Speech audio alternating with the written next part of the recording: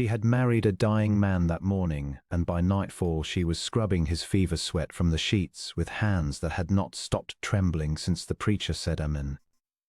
Naomi Colby had not meant to weep at her own wedding, but there had been no help for it, standing in the Aspen Gulch parlor in her one good dress while Job Sowell burned so hot beside her that she could feel the heat of him without touching his sleeve. He had managed his vows in a thread of a voice, eyes glassy, and when the preacher pronounced them man and wife, Job's Aunt Vesta had gripped Naomi's hand so hard it left a mark, as if gratitude alone might keep the man upright. He had not stayed upright.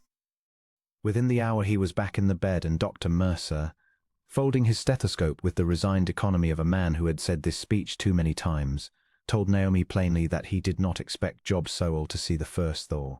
A week, the doctor said, maybe less. The lung fever's settled deep, and he's fought it too long already. I'm sorry, Mrs. Sowell, you've married yourself a very short marriage. Mrs. Sowell. The name did not feel like hers yet. Nothing here felt like hers, not the low ranch house with its smoke-stained beams, not the wide dim room where a stranger lay dying under a quilt someone else had stitched, not even the ring, plain gold, still warm from his fevered hand. 3 days ago she had been Naomi Colby, taking in mending in a rented room above the mercantile in town, down to her last coins and too proud to write home to people who had already made it clear she was not wanted there. Vesta Sowell had come to her with an offer that had sounded at first like the cruelest kind of joke. Marry my nephew, who is dying and needs a wife's name on a paper to keep vultures off his ranch. And when it is over you will have a roof and land of your own, free and clear, and no man ever able to trouble you again. She had said yes because she had nothing else to say. She had not expected, kneeling now at his bedside with a basin of cool water and a rag gone warm too fast in her hands, to feel anything at all for the stranger she had married. But his face, slack with fever, was a decent face, weathered, sun-marked, a scar through one eyebrow that gave him a look of permanent mild surprise, and when he turned his head toward her and murmured something that was not quite words, just a low broken sound of pain, something in her chest turned over hard. "Hush now," she said, and pressed the rag to his brow, and did not know why her voice came out so gentle for a man she had known one day. She learned the shape of the ranch in the grey hours before dawn, because sleep would not come and there was no sense lying awake in the small room off the kitchen that had been given her. Aspen Gulch spread wide and green in the last of autumn, cottonwoods gone gold along the creek, cattle scattered dark against the hills. It was, she came to understand within a day, a good ranch, well built, well watered, the kind of place a woman raised on hard-scrabble dirt might have dreamed of, if dreaming had ever done her any good. It was also, she learned from the foreman, a ranch in trouble. Hollis Brandt was a broad, weathered man near 60 who had ridden for Job's father before him, and he watched Naomi with the flat, waiting look of a man who had seen too many strangers pass through to trust one on sight. He told her, because she asked and would not be put off, that the bank note on Aspen Gulch came due in 6 weeks, that Job had meant to clear it with the fall cattle sale, and that with the boss laid low and no drive organized, there was every chance the ranch would be lost to the bank or to Job's cousin, who held the papers second lien and would be only too glad to see the family fail. "Cousin," Naomi said. "You mean Mr. Sowell has kin nearby?" "Ferris Sowell." Hollis said the name the way a man might name a snake he'd stepped near. Job's cousin, and no friend to him.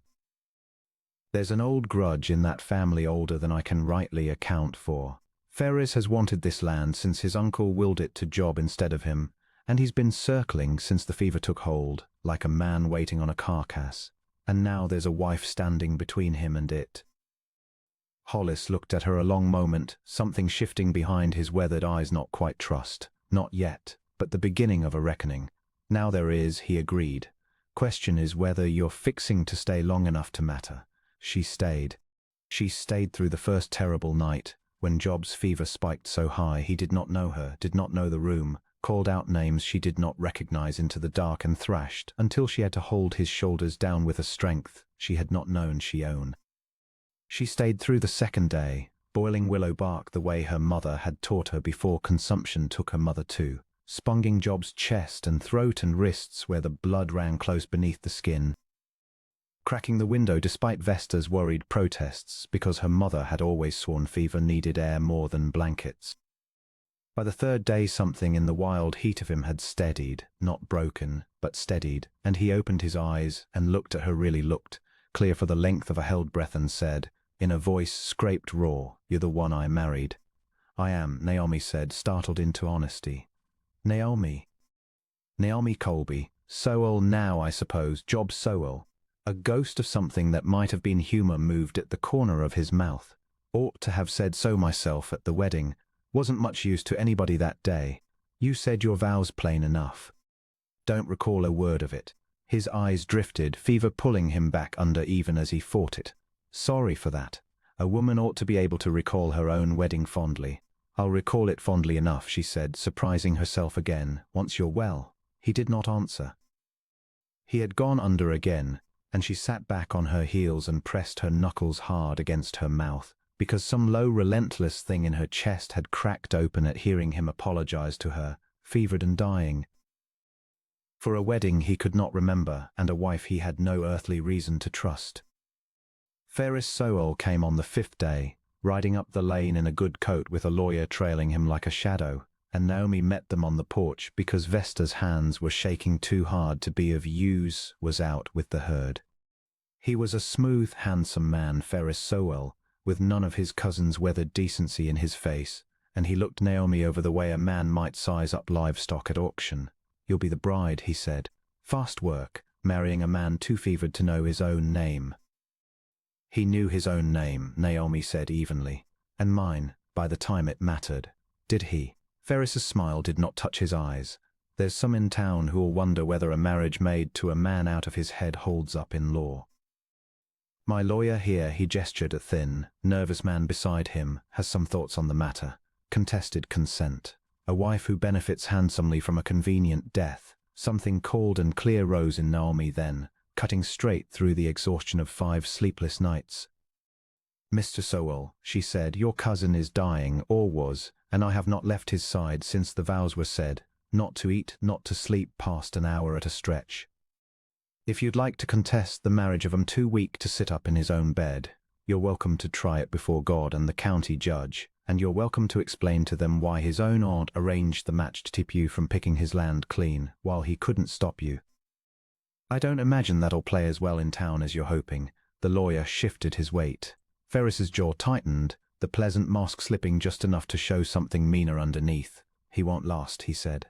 "Fever like that. I've buried stronger men." "Then you'll have your land honestly, when it comes to that," Naomi said. "Until then, this is my husband's house, and you're not welcome in it." She did not know where the steel in her voice had come from. She only knew, watching Ferris Sowell ride back down the lane with his lawyer trailing behind, that she had meant every word of it, and that somewhere in the 5 days since the wedding, the practical bargain she had made with a dying stranger had become something she was prepared to fight for. The relapse came 2 nights later, sudden and vicious, as if the fever had only been gathering itself for another assault. Job's temperature climbed past anything she had seen yet. He raved through the small hours, calling for his father, for a horse that had thrown him once in a river crossing years back, for someone named Etta that Vesta, weeping in the doorway, said had been his mother. Dr. Mercer came at dawn, examined him grimly, and this time did not bother to soften his words. "This is the crisis," he told Naomi in the kitchen, low enough that Vesta would not hear. "Tonight or tomorrow the fever breaks or it doesn't. There's nothing more medicine can do for him now. It's in his own body's hands and yours if you've got the will to keep fighting for him." "I have the will," Naomi said. The doctor studied her, this stranger who had married a dying man for a roof and somehow, in 5 days, had become the fiercest thing standing between him and the grave. "Then keep at it the way you have been," he said, gentler than before. "I've seen fever break under worse care than yours, Mrs. Sowell. I've rarely seen it break under better." She did not sleep that night, nor the next. She packed cool cloths against his throat and wrists, forced sips of willow bark tea past his cracked lips, talked to him in a low, steady voice about nothing, about the color of the cottonwoods along the creek, about a dress she'd once sewn for a bride in Ohio, about anything that might give his mind a thread to follow back up out of the dark, and somewhere in the depth of that second terrible night, Exhausted past weeping, she found herself telling him things she had not meant to say aloud. "I didn't marry you for the land," she whispered, smoothing damp hair back from his brow. "I want you to know that, if you can hear me at all. I married you because I had nowhere else to go, and because your aunt said you were a decent man, and because I looked at you lying here helpless and thought—" She stopped, throat tight. "I thought no one ought to die without somebody in the room who wanted him to live. That was all it was at first. It isn't all it is now. I don't rightly know what to call what it is now, but I'd have you know it, Job Sowell, in case you don't wait to hear it plain." He did not stir. But sometime near dawn, the sheets beneath him went from dry-hot to damp, and his breathing eased, and when she pressed her hand flat to his chest, she felt, beneath the clamminess of a fever finally breaking, the steady, unhurried beat of a man who meant to go on living. She put her face in her hands and cried the way she had not let herself cry since her mother's funeral. He woke properly 3 days after that, thin and hollow-eyed and weak as a newborn calf, but clear-headed, and the first thing he did was ask for her. "Mrs. Sowell," he said when she came, and there was something careful and searching in the way he said it, as though testing the weight of the name. "I'm told I owe you my life. You owe the willow bark and your own stubbornness," Naomi said, though her voice was not quite steady. "I only kept at it. Vesta tells me you didn't sleep 4 nights running. Hollis tells me you sent Ferris Sowell off my porch with his tail between his legs." A faint, worn smile. "Seems to me I owe you considerably more than willow bark." "You don't owe me anything." She sat carefully on the edge of the bed, the way she had 100 times these past days, though now, with him awake and watching her, it felt different, new, uncertain, freighted with something she had not let herself name. "We made a bargain, you and I. You needed a wife to keep the wolves off your land, and I needed a roof that wasn't rented by the week. I'd have nursed any man under this roof the same as I nursed you, Jew." His eyes, clear grey now instead of fever-glazed, held hers steadily. "I don't believe that, Naomi. I heard some part of what you said to me those nights I couldn't answer. Not all of it. Enough." Her face went hot. "You were fevered. A person hears strange things in a fever. Maybe." He did not look away. "Or maybe a person hears exactly what's true, when there's nothing left of him strong enough to argue with it." She did not have an answer for that, and was grateful when Vesta bustled in with broth and put an end to a conversation she was not ready to finish. He mended slowly through the following fortnight, and the ranch, Naomi discovered, mended slowly with him, but not slowly enough. The bank note loomed closer with each day of his weakness, and though Job could sit a chair now and even walk the porch leaning on a stick, he was nowhere near strong enough to ride the range and drive 400 head of cattle to the rail yard at Cheyenne Crossing before the note fell due. It was Hollis who came to her with the trouble, not Job, because by then the whole outfit had quietly come to understand that Mrs. Sowell was the one who got things done. "Drive's got to start inside the week or we'll miss the last cars out before the note's due," Hollis told her, turning his hat in his hands in the kitchen. "Boss can't sit a horse yet, and truth told, ma'am, the hands are looking to somebody to say go. I've run cattle 40 years, but I've never once been the one to give the order, never had the standing for it." Word of the trouble had already reached town, the way such things always did, carried on the tongues of women who came calling with pies and casseroles, and a great deal of curiosity about the stranger who had married Sowell on his deathbed. Naomi had received them all with a civility she did not entirely feel, aware the whole while of eyes moving over plain dress and work-roughened hands, tallying her up. Wondering aloud, once she had left the room, whether a woman who a dying man for his land ought to be trusted with it once he was gone. "They'll say it regardless what you do," Vesta told her, not unkindly, folding linen at the kitchen table while the latest caller's buggy rattled away down the lane. "Say it if you nurse him, and say it worse if you don't. Best you can do is prove them wrong with your own 2 hands and let the talking wear itself out." "I don't much care what they say," Naomi said, and found, testing the words, that it was mostly true. She had spent a lifetime being weighed and found wanting by people who had never troubled to know her, first her father, then the town in Missouri that had called her too plain and too poor to marry well. Then the boarding-house women in Aspen Gulch who had pitied her mending trade without ever once offering her better work. She had not come 600 miles and married a stranger to spend her days flinching from gossip. Let them talk. I've got a fever to fight and a note to save. I haven't the hours to spare on being liked.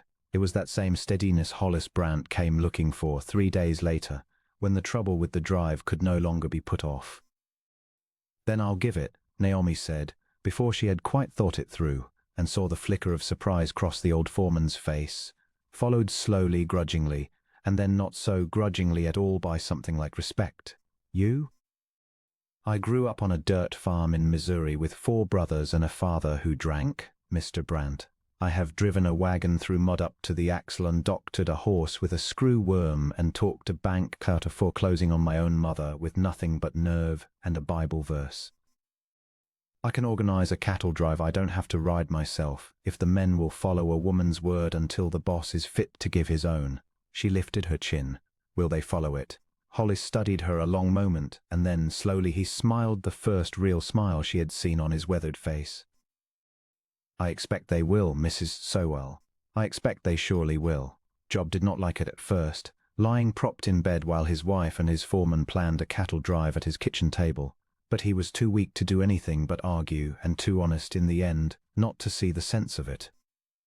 You'll ride to Cheyenne Crossing yourself. A woman, alone with the outfit through open country, with Ferris still circling. I won't be alone. I'll have 11 hands and Hollis Brandt, who I understand has run this land since before I was born. She met his eyes steadily. And you'll be here mending so you're fit to stand up to your cousin when he comes calling again, because he will come calling again. Job, the moment he hears the note's still in danger and the boss still can't sit a horse. Something in his face shifted worry, and beneath the worry a reluctant, dawning respect that she was coming to recognize as the particular way Job Sowell looked at her now, different from the careful courtesy of those first fevered days. You'd do that. For a ranch that wasn't yours a fortnight ago. It's mine now, Naomi said simply. I married it along with you. I don't take vows lightly, Mr. Sowell, fevered or not. He reached for her hand then, the first time he had done so since he'd woken clear-headed, and his grip, though weak, was steady. Naomi, he said, and it was the first time he had used her given name without the weight of the surname behind it. I don't know what I did to deserve a wife who'd fight a fever and a cousin and a bank note all in the same breath. But I mean to spend considerable effort finding out how to deserve her better. She did not trust herself to answer. She only turned her hand in his and held on. The drive went hard, it always went hard. 400 head over open country with autumn closing in, but it went. Naomi rode the first 2 days out with the outfit before turning back at Hollis's insistence to mind the ranch and her mending husband, and in those 2 days she found something she had not expected to find in herself, a fierce, clean joy in the work, in giving orders that men obeyed, in watching cattle move like a slow brown river across the gold hills under a sky so wide it made her chest ache. She had never in her life been asked what she thought ought to be done and then watched grown men do it. There was a particular pleasure in it, plain and unashamed, that she did not think she would ever grow tired of. On the second night out, camped along a shallow creek with the herd bedded down and quiet, one of the younger hands, a boy of perhaps 17 named Cyrus, who had said barely a word to her the whole outfit's length, worked up the courage to ask her outright whether it was true she'd sat up 4 nights running with the boss without once closing her eyes. Near enough true, Naomi admitted, warming her hands at the fire. Mama always said a person can't love a stranger, Cyrus said, plainly turning something over in his mind. Said it takes years. Wanted to know, is that so, or ain't it? Naomi considered the fire a long moment before she answered. I think your ma's right, about strangers in the ordinary way of things. But I don't believe there's anything ordinary about sitting beside a man while his body fights for its life, and talking him back from the edge of it hour after hour. I knew things about Job Sowell by the second night that some wives don't learn in 10 years of marriage: what frightens him, what he regrets, who he loved and lost before I ever met him. I don't know that it was love yet, that second night. But it wasn't nothing either, and it grew into love quick enough once he was fit to earn it. Cyrus turned that over in silence, then nodded slowly as if she had settled something for him, and went to check the horses, and Naomi sat a while longer by the fire thinking that she had not, until this moment, said the truth of it plainly even to herself. She thought, riding back toward Aspen Gulch in the low autumn light the following morning, that she had spent her whole life being told what a woman could not do, and had only had to cross half a territory and marry a dying stranger to learn different. Ferris came again while the drive was out, as she had known he would, and this time he brought more than a lawyer. He brought a certificate from a doctor in the county seat, a man Naomi had never met, attesting that Job Sowell had been of unsound mind at the time of his marriage and remained too weak, even now, to manage his own affairs, and a paper for a judge's signature that would place Aspen Gulch under Ferris's guardianship until his cousin was, in the doctor's careful phrase, restored to full capacity. "You can't fight this with nerve and a Bible verse," Ferris told her on the porch, something ugly and satisfied in his smile now. "This is the law, Mrs. Sowell.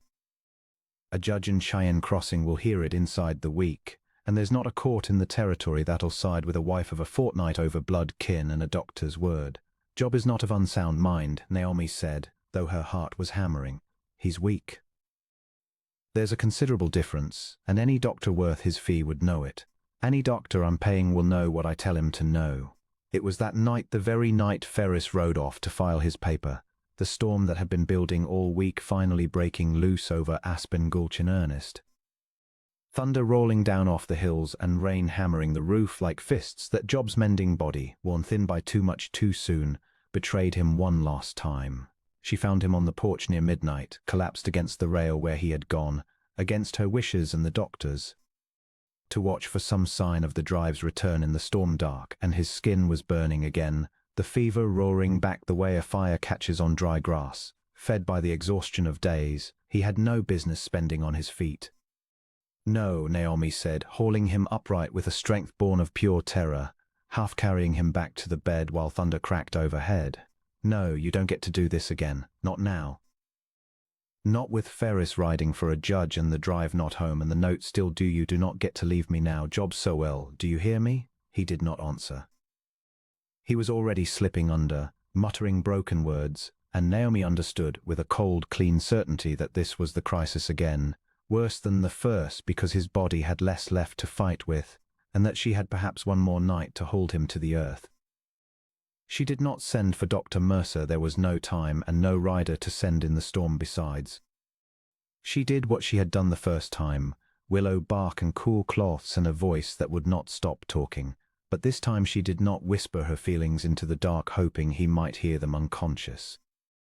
This time, somewhere past 2 in the morning, with rain lashing the windows and thunder shaking the frame of the house, she said them to whatever part of him was listening, loud and unashamed. "I love you," she said, gripping his burning hand in both of hers. "I didn't mean to. I married you for a roof and a name, and I told myself that was the whole of it, and it was a lie. It was a lie almost from the first night, when you looked at me fevered out of your mind and apologized for a wedding you couldn't remember. I love you, and I am not going to bury you in the spring the way the whole county expects, and I am not going to let Ferris Sowell take this land out from under a man too sick to fight him. You are going to live, do you hear me? Because I have not finished loving you yet, and I don't intend to stop on your account."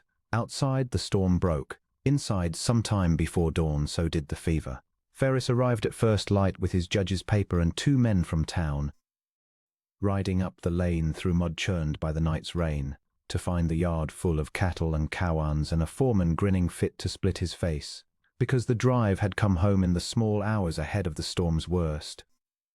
400 head safe in the home pasture and a bank draft for the full note tucked in Hollis Brandt's coat pocket, wide ahead from Cheyenne Crossing the moment the herd was sold.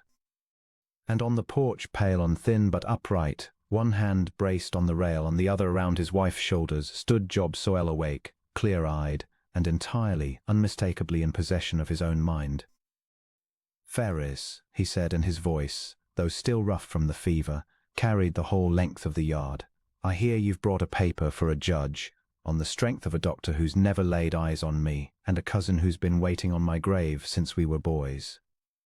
Ferris's face went through several colors in quick succession. "Job, you're meant to be," the doctor said. "The doctor you paid said what you told him to say," Job said. "I'm told my wife informed you of that likelihood some days back." She was right, as she has been about a great many things since I married her, not knowing my own name. He looked down at Naomi then, something so plain and unguarded in his face that she felt it land in her chest like a struck bell. This ranch is not under guardianship, cousin.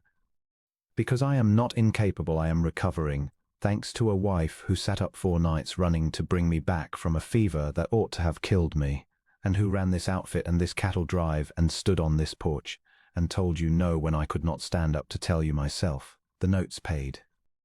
The land's mine and hers, and there is no court in this territory that will take it from a man standing in front of them plain as day telling them his own mind. The men from town shifted, glancing at Ferris, at the healthy color returning to Job Sowell's face, at the cattle safe in the pasture and the bank draft in the foreman's pocket, and Naomi watched something curdle and collapse in Ferris Sowell's expression, the recognition of a scheme come entirely undone. "This isn't finished," he said. But there was no force behind it now, only the thin bluster of a man already beaten. "It is, though," Job said, quiet and certain. "It's finished. Go home, Ferris. There's nothing left here for you." They watched him ride off down the lane, smaller and smaller against the wide gold country, until the sound of his horse's hooves faded under the ordinary morning noise of a working ranch cattle lowing, men calling to one another, Vesta somewhere behind them already weeping with relief into her apron. Job turned to Naomi, weak enough still that he swayed a little on his feet, and she caught his arm without thinking, the way she had caught him 100 times these past weeks, holding him upright. "You heard me," he said. "That night, in the storm." Her face went warm, but she did not look away this tide. "All of it? Enough of it." A slow smile broke across his thin, weathered face, the first true smile she had seen there, and it changed him entirely, softened every hard line the fever and the years had carved. "I meant to tell you myself, once I was strong enough to say it standing up instead of half dead in a bed. Seems you beat me to it." "I had a considerable head start," Naomi said. "I've been falling in love with you since about the second night, when you called me by the wrong name in your sleep and I answered to it anyway, because I couldn't bear to correct a dying man. I'm not dying." "No," she said, and something in her chest that had been clenched tight for weeks finally fully let go.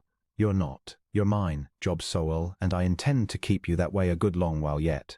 He drew her in against him, careful of his own weakness, careless of the ranch hands watching and grinning from the coral fence, and kissed her there on the porch in the thin gold morning light with the cattle lowing behind them and the storm gone out over the eastern hills. Kissed her the way a man kisses a woman he has only just understood he cannot live without, slow and grateful and entirely sure. Naomi Sowell, who had come to Aspen Gulch 3 weeks before expecting to bury a stranger by spring, stood instead in the circle of his arms and understood that she had not married a dying man after all.